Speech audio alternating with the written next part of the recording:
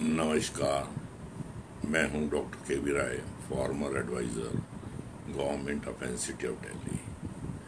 Service matters की series में आज हम एक इम्पॉर्टेंट एस्पेक्ट पर बात करेंगे। वो है CCS CCA रूल्स 1965। ये रूल्स जो हैं गवर्नमेंट सर्वेंट्स के ऊपर लागू हैं, सिविलियन जितने भी हैं सिवाय रेलवे और कुछ अन्य विभागों को छोड़कर, या जिनके लिए अपने रूल्स सेपरेट बने हुए हैं इत्यादि। जहां एक तरफ से आर्टिकल 311 गवर्नमेंट सर्वेंट को प्रोटेक्शन देता है कि किसी भी आदमी को डिसमिस नहीं किया जा सकता बाय ए सुबॉर्डिनेट अपॉइंटिंग अथॉरिटी, या किसी भी आदमी को डिसमिस नहीं किया जा सकता without going into an inquiry. उस किसी के ऊपर भी पेनल्टी नहीं डाली जा सकती जब तक उसकी बात की सुनवाई ना हो जाए, नेचुरल लॉज ऑफ जस्टिस ना उसके ऊपर अप्लाई कर दे जाए। उसी प्रकार हमारे गवर्नमेंट सर्वेंट के ऊपर यदि कोई आक्षेप रखता है, यदि उनके द्वारा कोई करप्शन किया जाता है, रूल्स रेगुलेशंस का वायलेशन किया जाता है, या कोई अन्य कंप्लेंट आती है, तब उनके विरुद्ध कार्रवाई करने की भी आवश्यकता पड़ सकती है। ऐसे में CCS CCA रूल्स जो हैं, कौन कार्रवाई करेगा, कब कार्रवाई करेगा, क्या प्रोसीजर होगा, क्या उसको पेनल्टी डालेगी जाएगी, कैसे उसकी अपील की जा सकती है, पेनल्टी कौन डालेगा, इत्यादि इत्यादि, इनके ऊपर भी इस बारे में CCS CCA रूल्स जो है हमारे डिस्कस करते हैं।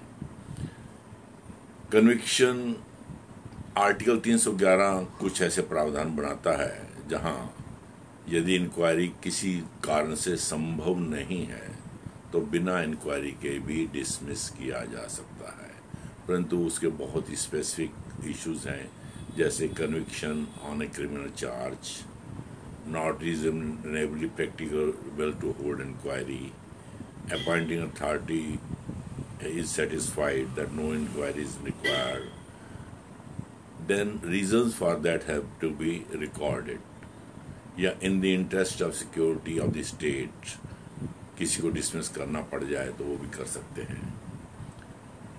इसी प्रकार 56J के अंदर डेडवुड को निकालने का भी एक प्रावधान है SRFR के 56J के अंतर्गत, कि कोई भी व्यक्ति यदि पिछले 5-7 साल से बिल्कुल काम नहीं कर रहा और निकम्मा साबित हो रहा है, उसकी ACRs वगैरह भी यही बताती हैं, तो उसको भी प्री मैच्योर रिटायरमेंट दिया जा सकता है। That will not amount to dismissal, परंतु प्री मैच्योर उसको रिटायर करने का प्रावधान है। इस प्रकार by and large government servant को हर तरफ से प्रोटेक्शन दी गई है, और जब भी उसके अगेंस्ट कोई कंप्लेंट भी होगी तो उसके वही निपटान जो है या उसकी सजा जो है मिलेगी वो after due process of law होगी। तो CCS CCA रूल्स 1965 इन्हीं एस्पेक्ट्स को टच करते हैं। सबसे पहली बात आती है कि कौन अथॉरिटी है जो इनको पनिश कर सकता है, कैसे करेगा। तो there are different authorities specified under the CCS CCA rules, जैसे अपॉइंटिंग अथॉरिटी कौन है, डिसिप्लिनरी अथॉरिटी कौन है, एडहॉक डिसिप्लिनरी अथॉरिटी कब अपॉइंट की जाती है, एपेलेट अथॉरिटी कौन है, रिवाइजिंग अथॉरिटी कौन है जो आर्डर्स को रिवाइज कर सकता है, रिव्यूइंग अथॉरिटी कौन है। इन सब का उल्लेख हमारे CCS CCA रूल्स के अंदर है। अपॉइंटिंग अथॉरिटी वही है जिसके सिग्नेचर से, जिसकी अप्रूवल से आपको अपॉइंटमेंट लेटर मिलता है after your selection. The authority empower to make appointment to the post, service और grade of which the government servant for the time being holds, उसी को हम अपॉइंटमेंट अथॉरिटी कहते हैं। अपॉइंटमेंट अथॉरिटी का कुछ काम कम करने के लिए कुछ डिसिप्लिनरी अथॉरिटीज भी मेंशन कर दी गई हैं। यदि माइनर पेनल्टी से रूल 11 के अंतर्गत देनी हो तो वो डिसिप्लिनरी अथॉरिटी भी दे सकता है। एडहॉक डिसिप्लिनरी अथॉरिटी की ज़रूरत पड़ जाती है कई दफ़ा, जो है अपॉइंटमेंट अथॉरिटी या डिसिप्लिनरी अथॉरिटी उसके विटनेस के आधार पर केस स्टार्ट हो जाता है, या उसको वो एज ए विटनेस होता है, या उसकी वो कंप्लेनेंट होता है, या और किसी कारण से उसको काम जो है ना दिया जाए, तो in the interest of rules of natural justice किसी और को एड हॉक डिसिप्लिनरी अथॉरिटी लगाया जा सकता है। एपेलेट अथॉरिटी सीसीएस रूल के अंदर डिफाइंड है कि किस लेवल के लिए कौन एपेलेट अथॉरिटी होगा, और उसका एक पूरा बीच में एनेक्चर टेबल का लगा हुआ है। रिवाइजिंग अथॉरिटी कौन होगा और रिव्यूइंग अथॉरिटी कौन होगा, इसके बारे में भी सीसीएस कंडक्ट रूल्स के अंदर उसी टेबल के अंतर्गत सारी चीज़ें वेल डिफाइंड है। अब किसी के विरुद्ध मिसकंडक्ट के लिए कार्रवाई शुरू करने के लिए या तो कोई कंप्लेंट आएगी, या ऑडिट ऑब्जेक्शन से कुछ पता लगेगा, प्रेस रिलीज से कुछ पता लग सकता है, या किसी अन्य सोर्स से हमें कोई इन्फॉर्मेशन आती है। अनोनिमस कंप्लेंट्स आ जाती हैं जिनको हम बाई एंड लार्ज एनकरेज नहीं करते, परंतु यदि उनके अंदर तथ्य ऐसे हों जो इंडिकेट करते हों कि करप्शन का कुछ एंगल नज़र आता है, तो उनमें भी इंक्वायरी की जा सकती है। पर्सनल इन्फॉर्मेशन कई लोग दे देते हैं, उनके आधार पर भी कंप्लेंट के आधार पर भी शुरू हो जाती है इंक्वायरी। और कंप्लेंट जो है जनरली साइन होनी चाहिए, और कंप्लेनेंट को बुलाकर पूछा जा सकता है कि आपने क्या ये कंप्लेंट की है या नहीं की है। तो इस प्रकार से किसी कंप्लेंट को ही बेसिकली मुद्दा बनाकर इंक्वायरी स्टार्ट की जाती है। अब उसके अंदर कंप्लेंट के अंदर सबसे पहली बात उसका मिसकंडक्ट के बारे में कुछ मटेरियल उपलब्ध हो, विजिलेंस एंगल उससे नज़र आता हो कि इसने विजिलेंस एंगल से कुछ करप्शन कर रखी है, ब्राइबरी ली है, इसने रिश्वतखोरी की है, या इसकी करप्ट प्रैक्टिसेस हैं, लोगों को परेशान करता है कि जब तक पैसे नहीं दोगे मैं काम नहीं करूँगा, या उसने डॉक्यूमेंट्स में कोई फोर्जरी कर रखी है, किसी को फेवर करने के लिए अपने लिए कोई फोर्जरी कर रखी है, फॉल्सिफिकेशन ऑफ रिकॉर्ड्स, उसने गलत तरीके से रिकॉर्ड्स बना रखे हों, फॉल्स क्लेम उसने डाल रखे हों, डिसप्रपोर्शनेट एसेट्स, तनख्वाह से ज़्यादा उसके पास ज़रूरत से ज़्यादा पैसे कहाँ से आ गया, उसने एसेट्स कैसे बना ली, नॉन विजिलेंस केसेस भी हो सकते हैं, अनऑथोराइज्ड एब्सेंस हो सकता है, एक आदमी बिना किसी इजाज़त किसी के अप्रूवल के लंबी छुट्टी पर बैठ गया और काम सफर हो रहा है, lack of devotion of duty, काम समय से पर नहीं करता, ढंग से नहीं करता, late coming is habit, early going is right. तो इन ऐसे लोगों के लिए भी मिसकंडक्ट के अंदर कार्रवाई की जाती है। देन नेग्लिजेंस, उसकी नेग्लिजेंस के कारण गवर्नमेंट को कोई नुकसान हो गया हो, उसने कोई ऐसा सामान खरीद लिया हो जिसकी आवश्यकता ही नहीं है और बाद में वो डिस्ट्रॉय करना पड़ गया हो, या और ऐसी किसी नेग्लिजेंस के कारण से जिससे गवर्नमेंट को फाइनेंशियल लॉस हुआ हो, उसके बारे में भी हो सकता है। इनसुबॉर्डिनेशन, अधिकारियों के आदेशों का पालन ना करना, परंतु इनसुबॉर्डिनेशन एक वाइड टर्म है जिसको डिफाइन करना बड़ा मुश्किल है। अब अधिकारी कई दफ़ा गलत आदेश दे देते हैं और उनको अगर हम नहीं ओबे कर सकते तो वो इनसुबॉर्डिनेशन में नहीं आता, but he will have to prove it. तो ऐसे केसों में दो प्रावधान हैं। कुछ केसों में सस्पेंशन की आवश्यकता पड़ सकती है, यदि उसके अगेंस्ट डिसिप्लिनरी प्रोसीडिंग स्टार्ट करनी है, मेजर पेनल्टी देने का इरादा है, तो सबसे पहली चीज़ है कि उसको अंडर सस्पेंशन डाल दिया जाए ताकि वो रिकॉर्ड से छेड़छाड़ ना कर सके, विटनेसेस से इन्फ्लुएंस ना कर सके, या उसके अंदर जो है ऑफिस वर्क के अंदर कुछ ऐसा गड़बड़ ना कर दे कि रिकॉर्ड ही गायब हो जाए। तो इसलिए कई केसों में सस्पेंशन करना आवश्यक हो जाता है, but suspension is not considered to be a punishment. ये टेम्परेरीली एक किस्म का फेज होता है जिसके अंदर इंक्वायरी चल रही है, तब तक उसको सस्पेंड कर दिया जाता है ताकि इंक्वायरी सुचारू रूप से चल सके और सारा रिकॉर्ड वगैरह जो है उसके सामने आ सके। Then there is a case of deemed suspension also. कई दफ़ा आदमी जो है 48 घंटे से ज़्यादा पुलिस कस्टडी में होता है, किसी लड़ाई झगड़े के कारण उसको अरेस्ट कर लिया जाता है, या किसी और कारण से उसके विरुद्ध कोई कन्विक्शन हो जाता है और उसको 48 घंटे की सज़ा हो जाती है। तो ऐसे केसों में डीम सस्पेंशन माना जाता है, उसको गवर्नमेंट जो ट्रीट करती है कि he will be considered as suspended from that person and he is bound to inform the government under the CCS conduct rule on his own. किसी और सोर्स से भी पता लग जाता है तभी इसको सस्पेंड किया जा सकता है। Then who can suspend? Suspension कौन कर सकता है? ओनली द अपॉइंटिंग अथॉरिटी या उससे सीनियर अधिकारी जो है वो उसको सस्पेंड कर सकता है। यदि आपको हेड ऑफ डिपार्टमेंट ने अपॉइंट किया है तो उसके समतुल्य जो है अधिकारी हेड ऑफ डिपार्टमेंट की पावर्स रखता है और आपको कंट्रोलिंग कर रहा है, उस आपको सस्पेंड कर सकता है या उससे बड़ा अधिकारी सस्पेंड कर सकता है।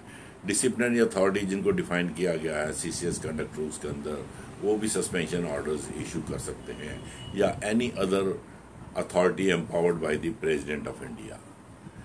तो इस प्रकार से सस्पेंशन जो है ये भी एक रूटीन बन जाता है कई दफ़ा, परंतु किसी आदमी को लंबा प्रोलॉन्ग सस्पेंशन नहीं दे सकते। Every time his case has to be reviewed periodically और उसके बाद देखना पड़ता है कि इस आदमी को फर्दर सस्पेंड रखा जा सकता है या नहीं। यदि रखा गया है तो उसके रीज़न देने पड़ेंगे क्यों रखा जा रहा है। अब बात करें पेनल्टीज़ की। पेनल्टीज़ बेसिकली दो किस्म में हम डालते हैं, एक माइनर पेनल्टीज़ कहते हैं, एक मेजर पेनल्टीज़ होती हैं। माइनर पेनल्टीज़ रूल 11 के अंदर होती हैं, जिसके अंदर बिना इंक्वायरी के भी उसको पेनल्टी डाली जा सकती है। वहाँ ज़रूरी नहीं कि इंक्वायरी की जाए और कुछ केसों में इंक्वायरी होने के बाद भी निर्णय लिया जाता है कि इसको माइनर पेनल्टी डाल दी जाए। So it depends upon the whims of the appointing authority, disciplinary authority जिसने उसको सजा देनी है। सबसे पहले है सेंश्योर। उसको छोटी मोटी वार्निंग दे दी जाती है और वार्निंग दे दी जाती है, उसको भविष्य में सतर्क रहने के लिए कहा जाता है। तो ये कैटेगरीज होती है सेंश्योर, इनका कोई इम्पैक्ट सर्विस मैटर पर प्रोलॉन्ग नहीं पड़ता। With holding of promotion, this is important है। तो ये माइनर पेनल्टी, परंतु किसी की प्रमोशन ही रोक दी जाए, वो प्रमोशन के लिए ड्यू हो तो काफ़ी उसको लॉस हो सकता है। रिकवरी फ्रॉम पे, जो भी नेग्लिजेंस के कारण उससे रिकवरी करनी हो उसकी पे से की जाए, उसको भी माइनर पेनल्टी के अंदर लिया जाता है। Reduction to lower stage in time scale by 1 stage for period not exceeding 3 years।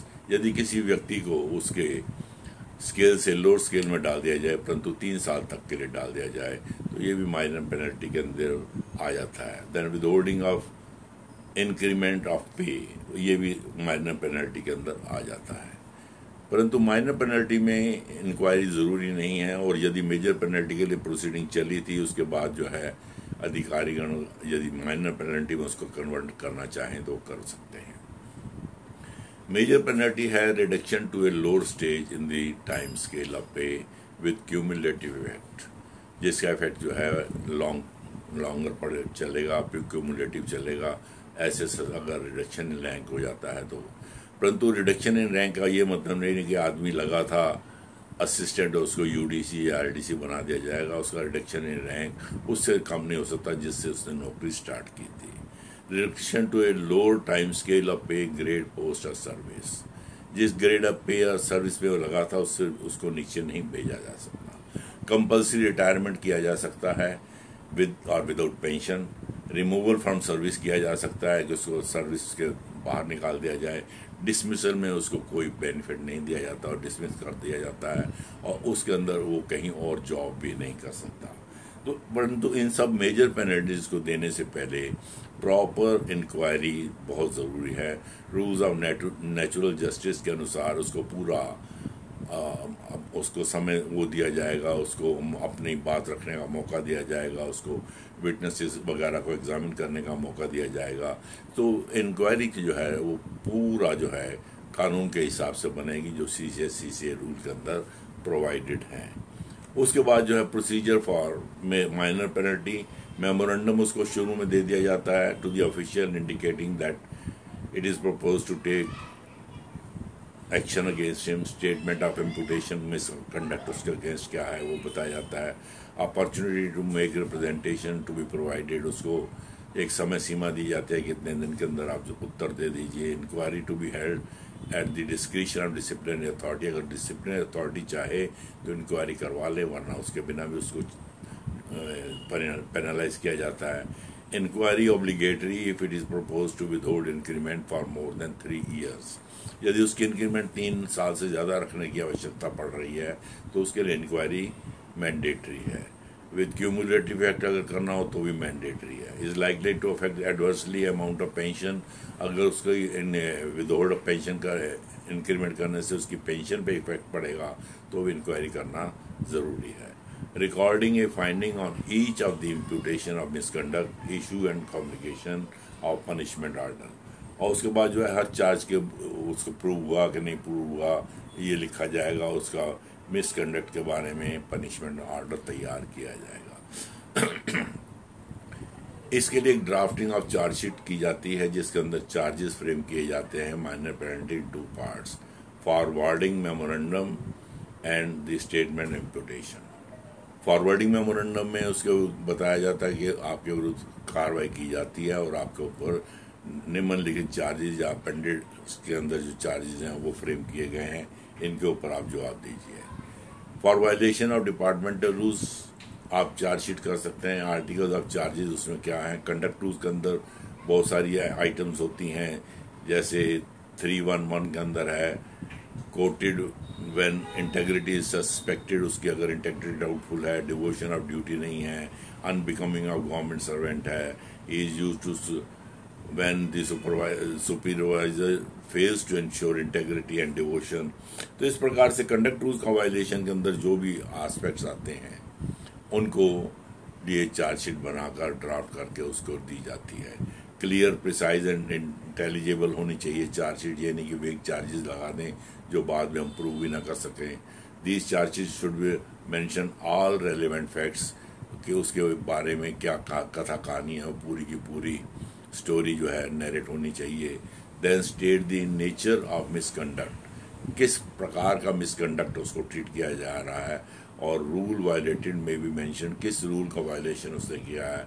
No influence as to guilt, हम ये नहीं मान सकते कि उसने ये किया है तो गलत किया ही होगा। इन्फ्लुएंस हम ड्रा नहीं कर सकते unless it is proved. Charge should not mention the evidence, इसमें किस किस को हम एविडेंस के रूप में ला रहे हैं इस चार्जशीट में बताने की आवश्यकता नहीं है। Separate charges for each allegation, हर एलिगेशन जो है इसको एक अलग चार्ज के रूप में प्रेजेंट करने की आवश्यकता होती है। The articles of charges should be framed in clear concise terms and without ambiguity, ताकि उसका जो है डिफेंस साइड जो है मिस यूज ना कर सके। यदि हम वेग आंसर अपनी ही बातों को कॉन्ट्राडिक्ट अपने ही चार्जेस में कर देते हैं, अपनी ही स्टेटमेंट में कर देते हैं, तो इसका बेनिफिट ऑफ डाउट जो है वो उसको मिल सकता है। इसलिए ऐसे चार्जेस वेग नहीं होने चाहिए, कंसाइज होने चाहिए एंड क्लियर कट होने चाहिए। Avoid charges which depends on statement of government servant, ऐसे चार्जेस को अवॉइड करें जिनको हम बाद में प्रूव नहीं कर पाएंगे। So for minor irregularities, charge sheet under section rule 16 is sufficient, and only minor penalty can be imposed, and the minimum penalty is censure। तो मिनिमम उसको पेनल्टी जो है सेंश्योर के रूप में दी जा सकती है, और इसके लिए रूल 16 के अंतर्गत उसको एक चार्ज शीट सर्व करना होगा। और हियरिंग की जरूरत पड़े तो की जा सकती है उसको, एंड इफ इट डिनाइज तो उसके बाद understand and does not involve any complexity, तो उसके हिसाब से उसको देख के चार्जेस प्रूव हुए नहीं हो जाएंगे, उनका उसका उत्तर आता है, उसको भी देखना पड़ता है। और यदि आप टेक्निकली किसी चार्ज को ड्रॉप करना भी चाहते हैं तो उसको ड्रॉप भी कर सकते हैं। तो इस प्रकार से charge sheet should be very clear, concise and to the point. At least 10 दिन का उसको समय दीजिए कि वो अपना रिप्रेजेंटेशन फाइल कर सके। If receipt go through the representation, उसको देखिए, उसको एक एक बात को सुनिए, उसकी जजमेंट लेने से पहले उसको पूरा एग्जामिन करिए, प्रॉस एंड कॉन्स देखिए, and finding on each article charges after taking into consideration the representation of the charge officer, उसको जो है कंसिडर करने के बाद आप देखें कि चार्ज प्रूव होता है या नहीं। The order of punishment to be specific, clear and unambiguous। आप क्या उसको चार्ज लगाकर क्या पनिशमेंट दे रहे हैं, कितने साल के लिए दे रहे हैं, उसका इम्पैक्ट क्या होगा, ये सारी चीज़ें आर्डर के अंदर स्पेसिफिकली मेंशन होनी चाहिए। फाइनल ऑर्डर जो है सेल्फ स्पीकिंग होना चाहिए, ताकि अगर वो अपील में जाता है या कोर्ट में जाता है तो उसको डिफेंस उसके अंदर मिल जाए, डिपार्टमेंटल डिफेंस उसी के अंदर हमें उपलब्ध हो जाए। सर्विस बुक के अंदर उसकी जो पूरा रिकॉर्ड है उसको भी खंगाला जाता है कि उसका पास्ट रिकॉर्ड कैसा रहा है और उसको पीछे पीछे उसने क्या वायलेशंस की हैं, the entire service record imposing the punishment, whether the punishment proposed to be awarded can be implemented fully or not, क्या उसको इम्प्लीमेंट कर भी पाएंगे कि नहीं जो हम दे रहे हैं। तो इस प्रकार से बहुत सारी चीज़ों को देखना पड़ता है डिसिप्लिनरी अथॉरिटी को या अपॉइंटिंग अथॉरिटी को, और विजिलेंस एंगल से विजिलेंस डिपार्टमेंट इन सब चीज़ों को एग्जामिन करता है। पास्ट प्रेसिडेंट हैं, सुप्रीम कोर्ट की रूलिंग्स हैं, इन सब को देखते हुए पूर्ण निर्णय लिया जाता है और ड्राफ्ट ऑफ ऑर्डर बनाया जाता है with the approval of the disciplinary authority और competent authority. Recovery of loss के लिए भी ऑर्डर दिए जा सकते हैं, जो भी उसके कारण से, उसके नेग्लिजेंस के कारण से कोई लॉसेस हुए गवर्नमेंट को, तो उसको कितने पीरियड में स्प्रेड ओवर किया जाएगा, कितनी उससे रिकवरी की जाएगी और कैसे लॉस रिकवर किया जाएगा, ये सब उसके अंदर ऑर्डर में दिया जा सकता है। After issuing the order the same authority can not rectify the errors. एक दफ़ा आपने ऑर्डर पास कर दिया तो उसके बाद कोई ग्रामेटिकल मिस्टेक हो या कोई ऐसा एरर हो, टाइपिंग एरर हो, तो उसको तो रेक्टिफाई करने का आपके पास पावर हो सकती है, परंतु उसको डिसीजन को आप नहीं बदल सकते। The crux of the decision can not be change. Minor penalty procedure can not be extended beyond date of superannuation. जो पेनल्टी उसको दी जाएगी वो उसके रिटायरमेंट से पहले पहले ही ख़त्म हो जानी चाहिए, ये नहीं कि रिटायरमेंट के बाद भी उसके ऊपर वो तलवार लटकती रहे। The entire disciplinary proceeding should be stop यदि किसी की डेथ हो जाती है। यदि चार्ज ऑफिसर्स की डेथ हो जाती है तो उसके विरुद्ध जो भी आप प्रोसीडिंग चल रहे हैं that comes to standstill, क्योंकि अब वो डिफेंस अपना कर ही नहीं सकता। तो ऐसे में उसको चार्जशीट को फर्दर प्रोलॉन्ग करना, इंक्वायरी करना, उसकी कोई यूटिलिटी नहीं बनती।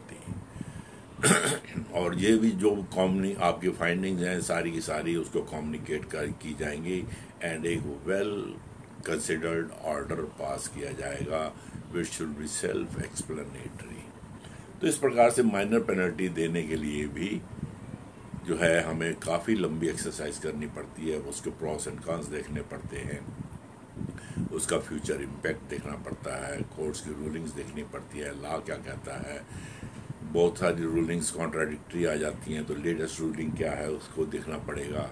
और आजकल सुप्रीम कोर्ट ने बहुत सारी ऐसी रूलिंग दे दी हैं जिनका बेनिफिट गवर्नमेंट सर्वेंट्स को अल्टीमेटली पहुंच जाता है। तो इन सब चीज़ों को देखते हुए हमें अपना डिसीजन जो है बनाने का, निर्णय लेने का अधिकार है। Punishment for petty losses has to be avoided. छोटे मोटे लॉस अगर हो गए तो उसको अवॉइड करने के लिए भी है, परंतु उसको काउंसलिंग की जा सकती है कि फ्यूचर में ऐसा ना हो। In the case of fit for counselling employees में भी कार्ड फॉर काउंसलिंग, यदि उसको बुलाकर समझाने की आवश्यकता हो तो उसको बिठाकर सीनियर अधिकारी समझा दें कि आपने ऐसी गफलत की हैं, आपको इस दफ़ा माफ़ किया जा रहा है, परंतु आगे से ऐसी चीज़ें ना हो। काउंसलिंग करने के लिए भी सजेशंस दी जा सकती हैं। The positive and negative of the employee should be kept in mind. उसका पास्ट और परफॉर्मेंस देखते हुए उसके पॉजिटिव और नेगेटिव इफेक्ट्स, इम्पैक्ट्स क्या थे, उन सबको भी नज़र में रखते हुए पेनल्टी के समय सोचा जा सकता है। The employee should be sensitized and made aware about the work and conduct needed for the job. तो इसलिए एम्प्लॉय को जो है सेंसिटाइज करने की आवश्यकता पर बल दिया गया है ताकि उसको जो है कोई परेशानी ना हो, उसको सेंसिटाइज करके उसके बाद वार्निंग देना चाहे तो वार्निंग भी दे सकते हैं। वार्निंग राइटिंग में दी जा सकती है। वार्निंग के डबल इफेक्ट हो सकते हैं। एक वार्निंग ACR के अंदर इम्पैक्ट डालती है, उसको अगर ACR में डाल देंगे तो एनुअल परफॉर्मेंस अप्रेजल रिपोर्ट आजकल जिसको कहते हैं उसका जो है डीपीसी की जब भी कोई प्रोसीडिंग होगी तो उस समय उसको सामने आएगी और डीपीसी के सामने रखा जाएगा कि इसको इतनी दफ़ा वार्निंग मिल चुकी है, इस केस में मिल चुकी है। तो अगर आप उसको साधारण वार्निंग देना चाह रहे हैं तो then it should not be included in the annual APAR के फोल्डर में नहीं रखना। डाइज नॉन, जो आदमी रेगुलर लेट कमर है और या हैबिचुअल लेट कमर है या किसी काम को नहीं कर रहा है, उसने काम करने से रिफ्यूज़ कर दिया है, सारा दिन ठल्ला बैठा रहा है, उसको अपने डाइज नॉन की पनिशमेंट देनी है, तो that means salary of that period shall not be paid to him. Recovery of loss is another punishment which can be awarded in such cases. Major penalty जब भी देनी होगी तो मेजर पेनल्टी का थोड़ा सा प्रोसेस जो है लंबा है, जिसके बारे में CCS कंडक्ट रूल कहते हैं कि उसको प्रॉपर चार्जशीट दिया जाए, इंक्वायरी ऑफिसर अपॉइंट किया जाए, ड्राफ्टिंग ऑफ चार्जशीट की जाए, डिलीवरी उसको डिलीवर किया जाए, चार्जेस क्या है, स्टेटमेंट ऑफ विटनेसेस जिनको आप समन करना चाहते हैं वो क्या क्या है, कौन कौन उसमें आएगा विटनेस में, उसको सर्विस ऑफ चार्जशीट हो और उसके आपके पास एक्नॉलेजमेंट हो, आर्टिकल्स ऑफ चार्जेस उसके ऊपर जो लगाए गए हैं वो क्या क्या है, स्टेटमेंट ऑफ इम्पुटेशन उसके ऊपर जो है वो दी जाएगी। तो इस प्रकार से witnesses, document, memorandum, action on receipt of defence, जब वो उत्तर देगा तो उसकी डिफेंस के ऊपर आप प्रोसेस करेंगे किसने क्या उत्तर दिया, क्या मानता कि नहीं। यदि उसने गिल्ट को कबूल कर लिया तो केस क्लोज हो सकता है, यानी कि पनिशमेंट आप अपने आप को उसको अवॉर्ड कर सकते हैं, परंतु नॉर्मली ऐसा होता नहीं है। चार्ज ऑफिसर हमेशा उसको चैलेंज करता है और इंक्वायरी भुगतने के लिए तैयार रहता है और वो अपनी तरफ से बचाव का प्रयास करता है। ऐसे केसों में अपॉइंटिंग अथॉरिटी को एक इंक्वायरी अथॉरिटी बनानी नियुक्त करनी पड़ती है, which should be senior to the person appointing of presenting officer. Case जो सरकार की तरफ से प्रेजेंट करेगा उसका एक अपॉइंटमेंट करना पड़ेगा, ये भी सरकारी मुलाजम होता है, ये सरकार की तरफ से होते हैं दोनों अधिकारी। इसके बाद डिफेंस असिस्टेंट जो है, चार्ज ऑफिसर चाहे तो किसी को भी डिफेंस असिस्टेंट गवर्नमेंट सर्वेंट को बना सकता है और उसकी परमिशन जो है उसके दफ्तर से ली जानी चाहिए नॉर्मली, और अगर गवर्नमेंट ने वकील किया तो उसको वो वकील लेने की इजाज़त हो सकती है। डिफेंस डॉक्यूमेंट्स जो हैं उसको प्रोड्यूस किए जाएंगे, डॉक्यूमेंट्स उसको दिखाए भी जा सकते हैं, क्रॉस डॉक्यूमेंट्स का उसको एडवांस में भी अगर इंस्पेक्शन करना चाहता है तो उसको दिखाए जा सकते हैं, चार्जशीट वगैरह, ये सारी चीज़ें जो हैं आपको इंक्वायरी अफसर के पास सारी इन एडवांस भेजनी पड़ेंगी ताकि वो उनको स्टडी करके उनके ऊपर कैसे उसने प्रोसीड करना है अपनी स्ट्रेटजी बना लें। Evidence on behalf of the disciplinary authority जो है वो हमारा प्रेजेंटिंग ऑफिसर पेश करेगा। न्यू एविडेंस कोई सामने आता है तो उसको रखने की इजाज़त मांगेगा। समनिंग ऑफ विटनेसेस, किसको करना है, किसको नहीं करना, किसको इग्नोर करना है, उसको वो देखेगा और इंक्वायरी ऑफिसर के सामने वो सारी चीज़ें पेश करेगा। तो इसलिए प्रेजेंटिंग ऑफिसर का भी अहम रोल है। वो डिफेंस की जो विटनेसेस हैं, जो गवर्नमेंट की विटनेसेस हैं, उनको क्रॉस एग्जामिन कर सकता है, री क्रॉस एग्जामिन कर सकता है। Examination of witnesses produced by the defence वो भी वो कर सकता है। वेयर विटनेस हॉस्टाइल अगर हो जाता है उसकी कंप्लेंट करने के लिए वो कर सकता है। तो रिकॉर्डिंग ऑफ एविडेंस, सारे का सारा डेली जो है एविडेंस रिकॉर्ड किया जाएगा, उनकी स्टेटमेंट बनाई जाएगी, डेली शीट ऑर्डर शीट तैयार की जाएगी जिसके ऊपर सबके सिग्नेचर्स लिए जाएंगे। तो डिफेंस गवर्नमेंट सर्वेंट जो है वो भी अपना डिफेंस काउंसिल या डिफेंस असिस्टेंट ला सकता है, who is well conversant with the case, rules and regulations etc., ताकि वो उसकी बात को प्रॉपरली डिफेंड कर सके। Evidence on the behalf of government servant जो भी उसको होगा वो प्रोड्यूस करेगा। गवर्नमेंट सर्वेंट क्वेश्चंस जो हैं उसके बिहाफ पे वो करेगा, क्रॉस एग्जामिन करेगा, उसके बाद री एग्जामिन करने की ज़रूरत पड़े तो उनको भी कर सकता है। इसके बाद वो ओरल आर्गूमेंट्स या रिटन आर्गूमेंट सबमिट कर सकते हैं दोनों पार्टीज। उसके बाद जो है डेली ऑर्डर शीट रेगुलरली तैयार की जाएगी जिस पे सबके सिग्नेचर लिए जाएंगे। Then request representation during inquiry कोई भी हो तो उनको भी कंसिडर किया जाएगा। यदि कोई किसी को बुलाना चाहता है विटनेस को, तो आप नहीं उसको बुलाने देना चाहते तो उसके लिए ऑर्डर शीट में स्पष्ट लिखा जाएगा और क्यों नहीं इजाज़त दी गई, ये सारी चीज़ें उसके अंदर मेंशन होंगी। इसके बाद जो है इंक्वायरी अफसर का रोल स्टार्ट होता है। He has to prepare a draft reply या फाइनल रिप्लाई, जो भी उसने बनाना है। पहले तो ड्राफ्ट ही नॉर्मल बनाई जाती है, उसके बाद उसको रीटच करके फाइनल रिपोर्ट तैयार की जाती है। और चार्जेस प्रूव हुए नहीं हुए, पार्टली प्रूव हुए, ये उसको हर चार्ज के ऊपर जो है इवेल्युएट करना पड़ेगा। डिफेंस किस विटनेसेस के आधार पर, उसके सामने जो डॉक्यूमेंट्स प्रोड्यूस हुए उसके आधार पर सारा जो है एक किस्म का ऑर्डर पास करेगा कि ये चीज़ चार्ज जो है प्रूव हुआ, ये डिसप्रूव हुआ, ये नॉट प्रूव हुआ, जो भी है। इंक्वायरी रिपोर्ट उसके बाद वो बनाकर अपना जो है रिकॉर्ड जो है वो सबमिट करेगा। Then he becomes officio functus. उसके बाद उसका कोई रोल नहीं रहता, वो उस रिपोर्ट के अंदर कोई तरमीम नहीं कर सकता, अमेंडमेंट नहीं कर सकता। जो भी उसने report they the that's final from his side.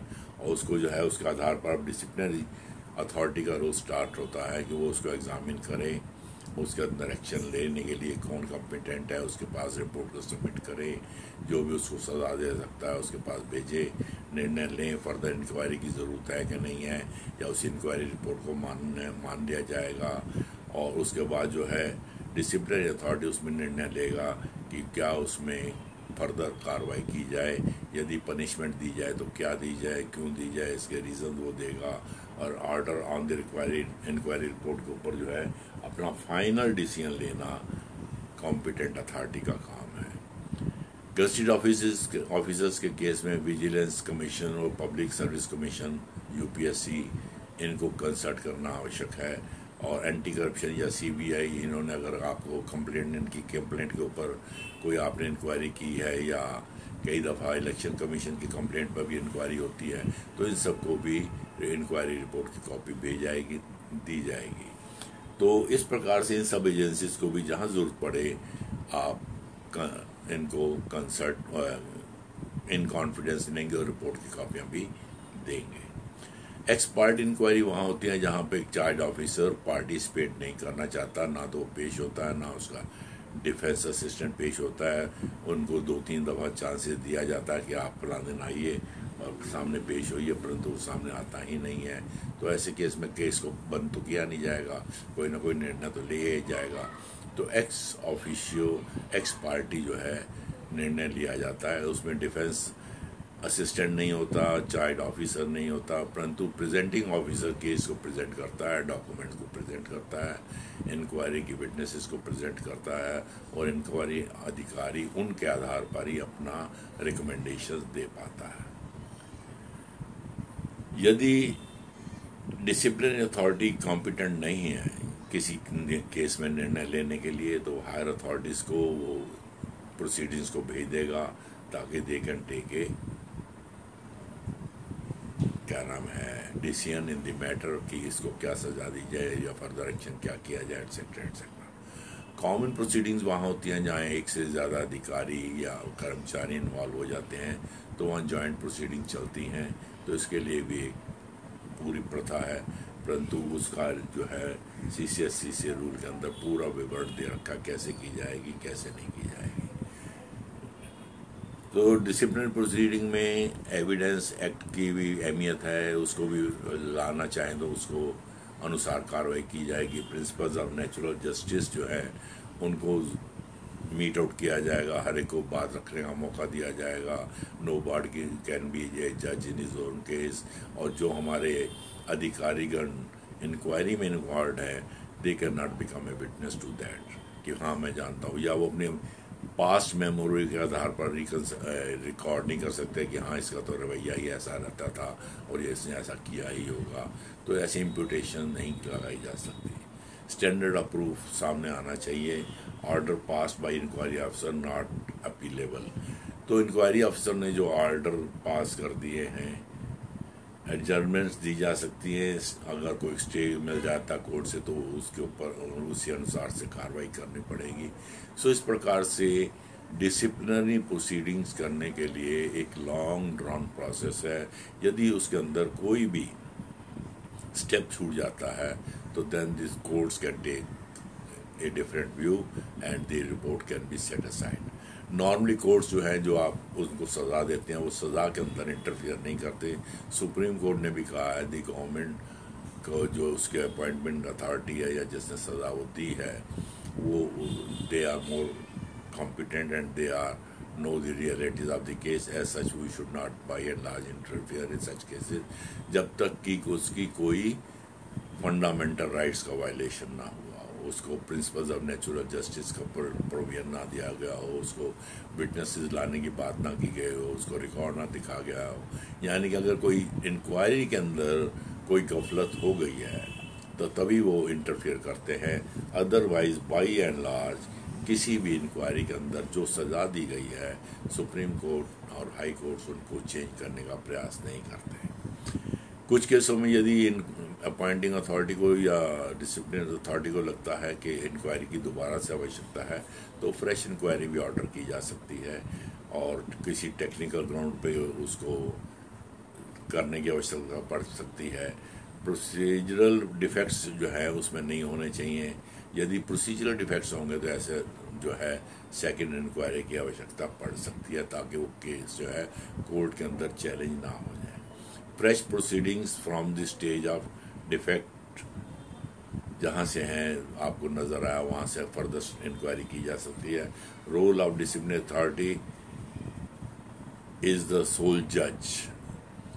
तो डिसिप्लिनरी अथॉरिटी जो है या अपॉइंटिंग अथॉरिटी वही सोल जज है कि उसको क्या पनिशमेंट दी जाए और कैसे दी जाए। इसके लिए वो जो है सेल्फ कंटेंट ऑर्डर्स पास करेंगे या जो भी उन्होंने डिसीजन लेना है उसमें सेल्फ कंटेंट ऑर्डर्स पास करेंगे। उसके जो है उसको जस्टिफाई करने का प्रयास करेंगे क्योंकि हर ऑर्डर जो है अपीलेबल है, विद इन द ऑर्गेनाइजेशन भी अपीलेबल है और उसके बाद कोर्ट्स के अंदर भी अपीलेबल है। तो there should be flawless disciplinary proceeding, disciplinary action, inquiry report. So इस प्रकार से ब्रीफली मैंने आपको इंट्रोड्यूस किया कि इंक्वायरी कैसे की जा सकती है, माइनर पेनल्टी कैसे दी जाती है, मेजर पेनल्टी कैसे दी जाती है, उनके अधिकार क्या हैं क्या नहीं है। इसके बारे में किसी अन्य सब्जेक्ट पर फिर बात करेंगे। Thank you very much.